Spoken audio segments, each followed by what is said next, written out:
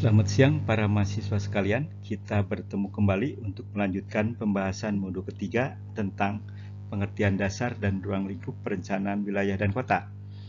Pada segmen keempat ini, kita akan membahas ruang lingkup substantif perencanaan.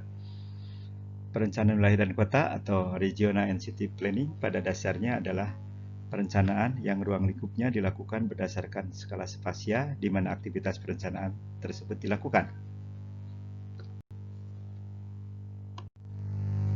Aktivitas perencanaan pada dasarnya dilakukan dalam berbagai lingkup, baik secara substantia maupun spasia atau teritorial.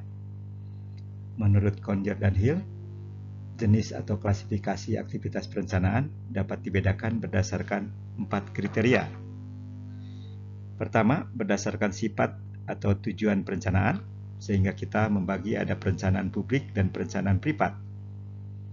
Kemudian berdasarkan lingkup aktivitas perencanaan yang tercakup, ada perencanaan sektoral, ada perencanaan regional. Kemudian yang ketiga, berdasarkan hierarki atau skala spasia, sehingga kita mengenal perencanaan pada tingkat nasional, provinsi, dan kemudian kabupaten kota. Kemudian berdasarkan hierarki operasional, kita mengenal ada output perencanaan berupa kebijakan, kemudian berupa program, dan kemudian berupa proyek.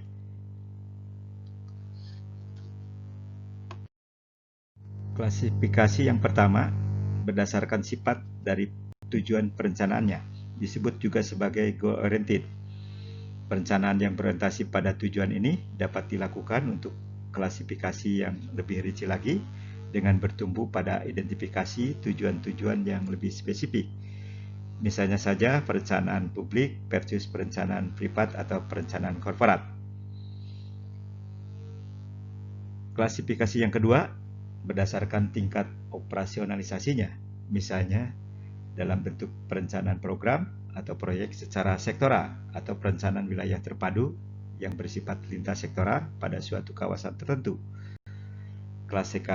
Klasifikasi perencanaan berdasarkan tingkat operasionalisasi ini adalah sebagai berikut. Pertama, normative planning, yaitu perencanaan yang lebih menyangkut perumusan kebijakan, memberikan pertimbangan tentang nilai-nilai dasar bagi suatu keputusan, kemudian definisi sesuatu yang diinginkan secara ideal, serta keputusan yang ditetapkan adalah apa yang harus dilakukan. Kemudian pada tingkat operasionalisasi berikutnya ada yang disebut strategic planning, perencanaan yang lebih menyangkut program pembangunan, analisis dan evaluasi terhadap tujuan dan sasaran alternatif, kemudian ada seleksi dan desain cara untuk mencapai tujuan yang diinginkan, serta keputusan yang ditetapkan adalah apa yang dapat dilakukan. Kemudian pada tingkat yang paling rendah ada yang disebut perencanaan operasional, yaitu perencanaan yang lebih menyangkut implementasi proyek, tindakan-tindakan purposif atau intervensi untuk memengaruhi perubahan. Keputusan yang ditetapkan adalah apa yang akan dilakukan. Berdasarkan lingkup substansinya, perencanaan diklasifikasikan menurut objek utama yang menjadi fokus perencanaan secara sektoral. Misalnya saja perencanaan ekonomi, perencanaan sosial, perencanaan sumber daya alam dan lingkungan, kemudian perencanaan fisik spasial.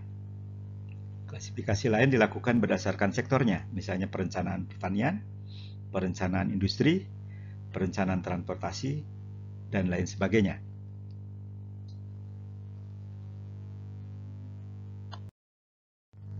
Dalam konteks perencanaan wilayah dan kota, meskipun perencanaan dilakukan secara substantif, tetapi pada akhirnya bermuara pada perencanaan atau output rencana yang bersifat fisik atau spasial. Hal ini secara diagramatis dapat dilihat pada gambar, di mana ruang ekonomi, ruang sosial, ruang politik terintegrasi kemudian menjadi ruang kebijakan atau ruang perencanaan yang kemudian menjadi dasar perumusan rencana wilayah dan kota. Antara lingkup perencanaan substansia dan perencanaan secara teritorial pada dasarnya ada keterkaitan satu sama lain. Secara substansia kita mengenal adanya perencanaan sosial, perencanaan ekonomi, dan perencanaan fisik. Kemudian secara teritorial kita bisa membagi berdasarkan hierarki spasial atau wilayah, mulai dari perencanaan nasional, kemudian regional, dan subregional atau lokal. Kemudian di antara keduanya ada keterkaitan satu sama lain. Misalnya perencanaan fisik akan lebih mendapat penekanan pada perencanaan pada wilayah yang lebih kecil atau pada tingkat lokal, sementara perencanaan ekonomi lebih mendapat perhatian pada lingkup perencanaan nasional. Demikian pembahasan kita tentang ruang lingkup perencanaan secara substansial. Pada segmen berikutnya kita akan membicarakan perencanaan pada lingkup teritorial atau wilayah.